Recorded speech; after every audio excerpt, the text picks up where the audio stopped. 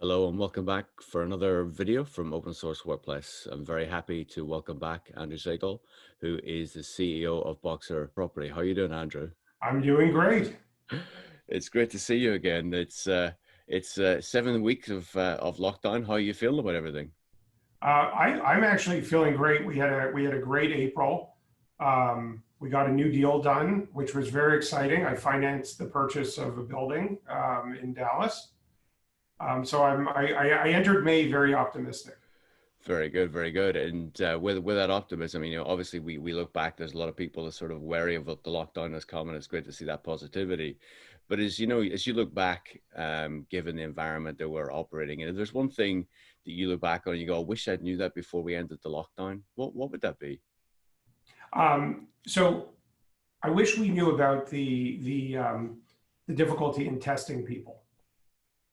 All of the assumptions we made assume that we have information about who has the disease, who has had the disease.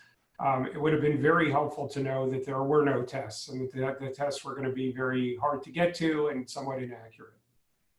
Yeah, no, it is, and it's also that with the testing, it's we don't know who has the right test, right? And it's just timing is going to be whenever those tests come through. No, you're absolutely right. And one specific area I kind of wanted to sort of look into and discuss with you this week was the area of co-working shared spaces. Having a look at that sector, there's a lot of concerns around that market segment of the real estate industry. What's your viewpoint on on that segment? So I think we're in for a very big change. The business of sharing desks and having people rotate in and out of workspace, I think, is dead for a long time, maybe forever at this point. It's too risky, not because of the current COVID, but the next one and the next one and the next one. So we need to embrace the flexibility side of it, but think of it as being very important that people have their own offices where they can close the door. They could still share amenity space, but being able to close the door is very important. I think that we've also learned that the tenants are not really reacting to the programming, is that they don't need technology help. They need safe, clean space that's accessible and the ability to use conference rooms and things like that. One of the things that I think is going to become very important in the future of shared space is food, is that it's going to be as integrated as it is in the hotel business right now, where you're going to have to be able to produce food on demand. And relying on the external ordering companies is just not going to be enough. It doesn't work seamlessly getting food through security into an office building. It's got to be part of the service that the landlord provides, food on demand. So you still think that's possible in large cities like New York and so on and so forth, where a lot of the tenants in those high rises have, very different tastes, different demands. You think a landlord can do that collectively or individually? I think if you're in a very dense city, then your issue is really security. So having a means of moving the stuff through security to the not the last mile, but the last minute of the delivery. In the suburban world, I think that food is going to have to be offered on campus. You're going to see basically a version of what Google and Salesforce do, where they have cafeterias and they have access to food around the office.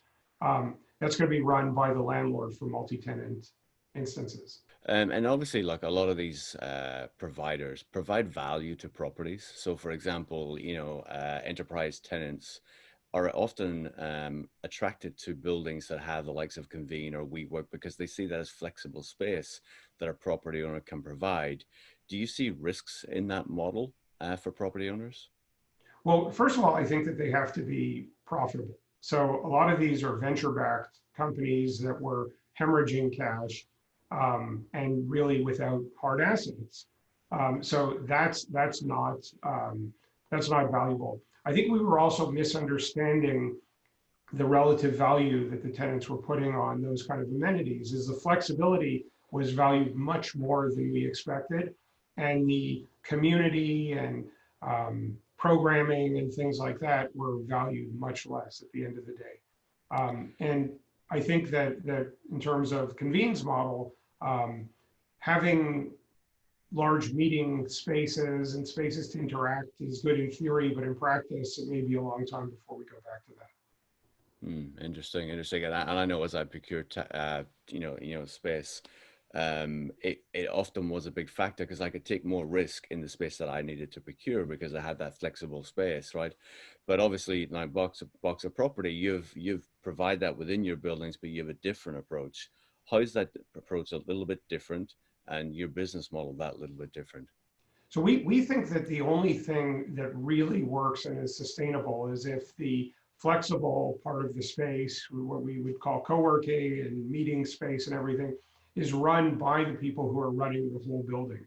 There are so many advantages to having it linked into the existing building operation so that you're not really running a building within a building. That model did not work.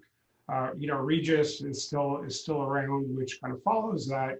I think they'll be saved by the fact that they have individual offices. But if you look at their financial results, they're very slim, and I'm not even sure that they'll make it out of this downturn. Wow, that's a interesting thing. And I saw this week that 15 co-working providers, shared service providers, have actually got together as a collective to sort of put together what does this program look like on a go forward basis. So it'll be interesting to see what comes out of their studies. Yes, it reminds me of an old saying. It's like watching them sanitize chairs on the Titanic's deck. You know, it's not going to help them. The ship is sinking that they're on. No, no, thank you. And okay, so as we wrap up here, Andrew, you always have last words of wisdom. Is there anything else you wanted to add before we finish up today? No, I think we're entering we're entering a very interesting place. I think we're going to see again kind of haves and have-nots. It's going to be very hard to operate hotels that involve business. Probably a lot easier to operate hotels that involve a high degree of leisure because I think people are willing to take that risk for a vacation that they may not want to go to a dental conference at the same place. Um, Office space is going to spread out. We're now seeing it very acutely. We're not going to see the kind of density that we saw before. It's going to, even after this is over, it's going to seem too risky if another one comes. So like orange is the new black. I think 4 is going to be the new 8 per 1,000 square feet. 4 people per 1,000 square feet is going to be relatively spread out, 6 feet of separation, not the density that we're seeing in the big cities and we've started to see even in the suburbs. Mm. No, no, Andrew, and look, thank you. I appreciate you once again giving us your time, and I look forward to chatting with you again next week. And stairs are the new elevator. There's the new elevator. Yes, you're right. Unfortunately, the building I operate, I'm on the 50th floor, so that doesn't work for me. But I hear you. If you want to survive COVID, walk those 50 stories every day. Yeah, yeah. That's true. That's true. All right, sir. Well, thank you for your time. I appreciate it. Thank you.